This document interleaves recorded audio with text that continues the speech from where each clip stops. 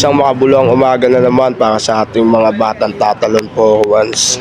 Ngayon nga pala ay magkakandak na naman tayo ng ating weekly refreshing training para sa ating mga regular at probe member.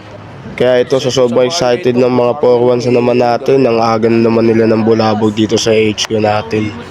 Kaya din natin pinatagal to pagdating ng OIC natin, sinumulan ng agad natin. Umpisa natin ngayon sa exercise, maya magja-jogging na tayo papunta sa venue. Good morning! Kaway!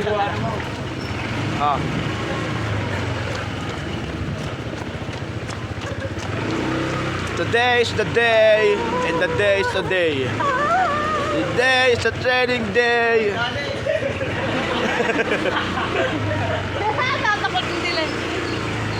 Gahanap tayo lang sa kanila, habol ng aso. Pagbalik ng joint.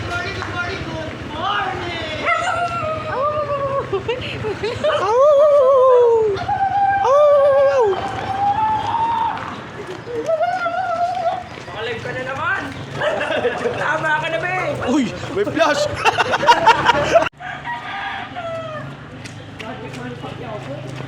Ayo, dito ay Tiger Commando.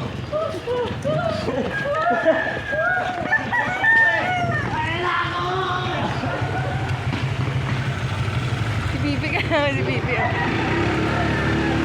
Ito nga pala yung kapatid ng isang kasama namin OIC, bali PWD siya, hindi siya nakakapagsalita. Gusto niya mag-training pero nahiya siya kaya nakadikit lang siya sa utol niya. Pero mamaya magti-training na din niya, makikita niya, sasabay na sa mga probe natin at saka regular. Tignan niyo yung mga itsura ng progress natin dyan, nasasaya pa. Ganyan talaga, bago mag-umpisa ang training natin, masasaya pa sila, masasigla pa sila. Pero mamaya, lupay-pay na yung mga yan.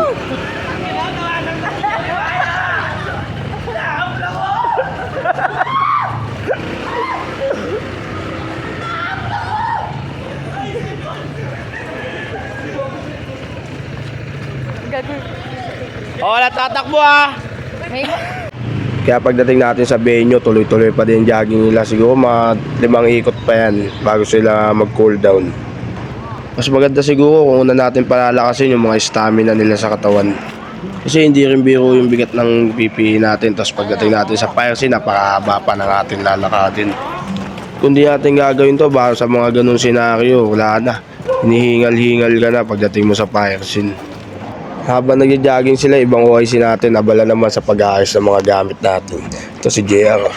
Isa sa malupit natin na DPO yan. Tapos ito naman yung mga ibang gamit natin na rescue. I-prepare na natin para ihanda na natin para sa kanila.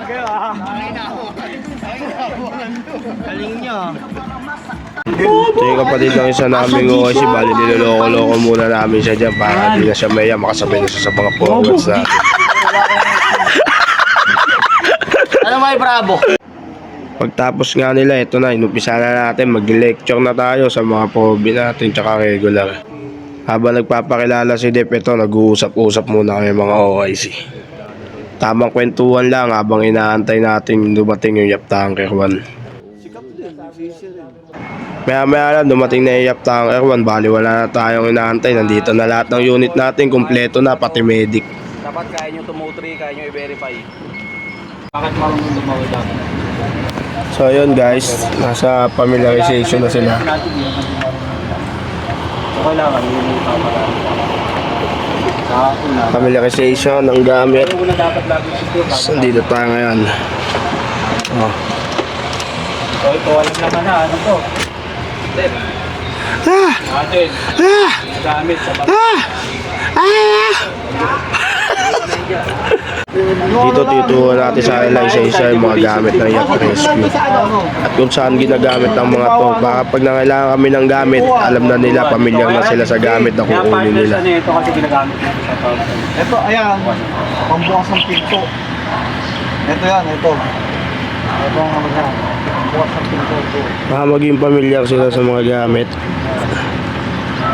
Yung mga nakalak na pinto lang, hindi yung nakabukas na, tutungkapin nyo pa, di ba? At alam nilang gamit ng mga nakasampa sa truck na dala nila. Kasi likely Tanker 1 ang gamit lang naman yan is nozzle, coupling, hose, yun lang. Then sa rescue, Para mabawasan. ceiling hook, Pakuha ng mangga ha. Baka mamaya bolt cutter, power saw, chainsaw, life vest, fire extinguisher, Ito. lahat ng equipment pang rescue.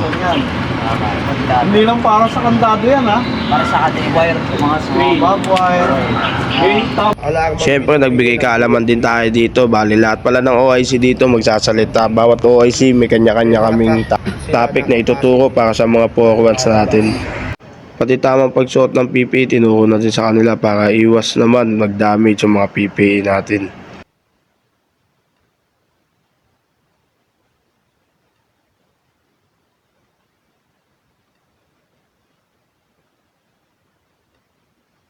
Kaya pagtapos sila ma-lecture, ito pinakis na agad natin sa kanila yung mga gamit ng YAP Rescue.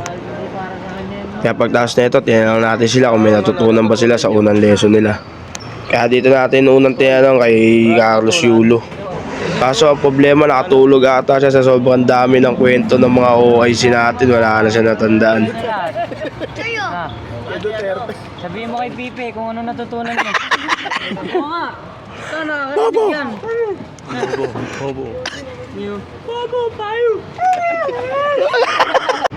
Itong isa masyadong pasiklab, papakitaan niya daw kami paano magsuot ng PPE. Kaso, pati kami naguguluhan sa kanya kung anong pinaggagawa niya.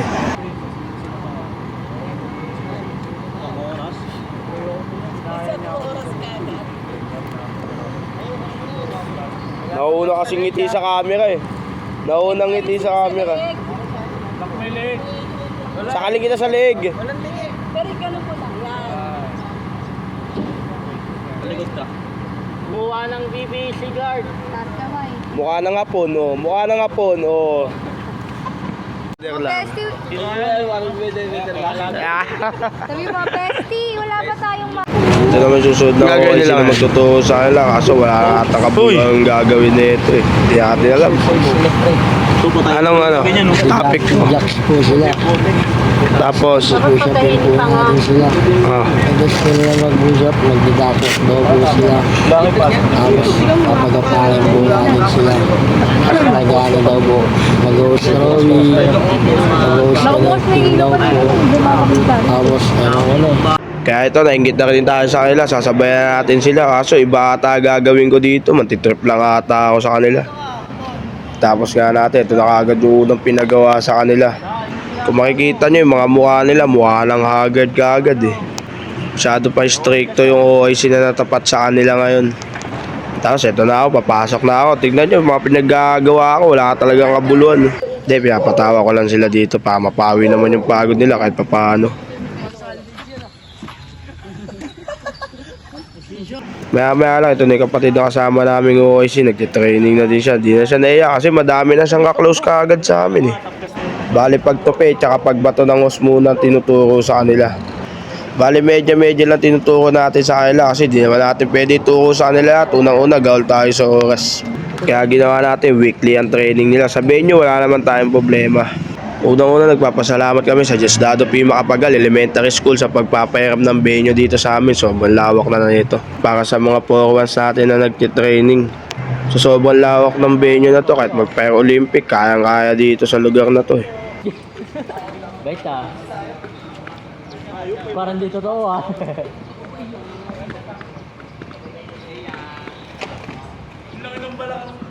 Tapos ito, tingnan natin ulit si Carlos Yulo kung may natutunan na siya ulit sa mga ginagawa nila. Kaso wala pa rin talaga, kaya ito, yung isa muna tingnan natin kung may natutunan siya. Ano? Na-experience ko maganda kasi marami kami natutunan. Maraming tinuro yung mga IC namin tungkol sa pagtutupi ng hose. Pati sa mga lectures. Sarap. Alin? Pag-training. Kumain? Hindi, mag-training. Training nyo? Sarap. Training nyo? Kapang, push-up. Puyap. Kaya yun, wala talaga. Nakatulog talaga si Carlos Yulo. Buti iba, meron nasabi naman kahit papano. Kaya pagtapos sila ito, pinagpapahinga natin sila. Next week na tayo uli. Kaya pagtapos natin ito, di pwede di tayo magpipicture-picturean dito. Ang titilok pala ito mga to. Akala mo wala nangyari sa kanila. Sige, ngiti na lang kayo. Paano ba? Hindi ko na patatagalin to. Medyo napapagod na ako eh. Yan!